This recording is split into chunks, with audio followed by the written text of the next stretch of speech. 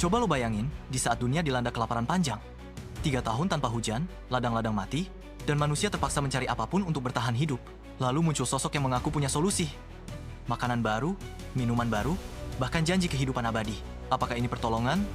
Atau jebakan terbesar dalam sejarah manusia?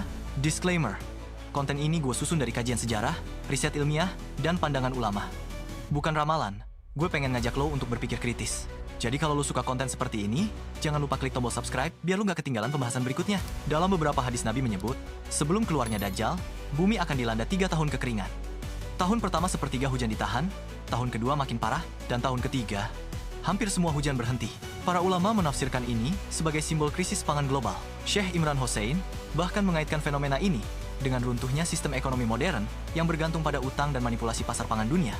Di dunia nyata, ada perusahaan di Jerman dan Amerika mengembangkan cryonics dan bioteknologi dengan harapan bahwa manusia bisa melawan kematian. Secara ilmiah, sampai hari ini, belum ada bukti manusia bisa dihidupkan kembali. Ulama seperti Imam Nawawi menjelaskan, fitnah Dajjal bukan berarti dia benar-benar menciptakan hidup, tapi Allah izinkan muncul tipu daya yang membuat orang mengira kematian bisa dilawan. Nah, kalau propaganda ilmiah ini dipoles, ia bisa jadi mirip fitnah. Dajjal memberi kesan manusia bisa hidup abadi, padahal sejatinya itu ilusi. Bukan cuma soal hidup dan mati. Lo lihat sekarang dunia didorong untuk menerima makanan alternatif, daging buatan laboratorium, serangga seperti kecoak dan belalang, hingga rekayasa genetik dalam benih. Dari sisi ilmiah, FAO Organisasi Pangan Dunia menyebut, serangga memang sumber protein tinggi dan bisa jadi solusi krisis pangan. Tapi, Syekh Imran Hosein pernah bilang, kalau di akhir zaman manusia akan dipaksa bergantung pada sistem yang dikendalikan segelintir elit. Bayangkan, ketika lapar, lo akan rela menerima apapun yang diberikan, meskipun itu makanan haram atau tidak sehat. Sekarang, teknologi bisa membuat deepfake.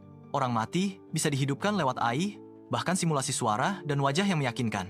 Penelitian dari MIT menunjukkan manusia 70% lebih mudah percaya pada konten visual yang emosional meskipun palsu. Fitnah Dajjal dalam bahasa kiasan bisa jadi bukan sekadar mukjizat fisik, tapi propaganda global berbasis teknologi. Sebuah surga palsu yang menawarkan solusi instan, tapi sejatinya jebakan.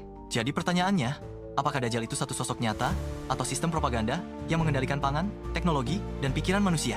Yang jelas, Nabi Muhammad sudah mewanti-wanti kita untuk memperkuat iman, bertani, berternak, dan menjaga kemandirian. Karena saat dunia dikuasai fitnah dan huru-hara, hanya orang-orang yang berpegang teguh pada Allah yang bisa bertahan.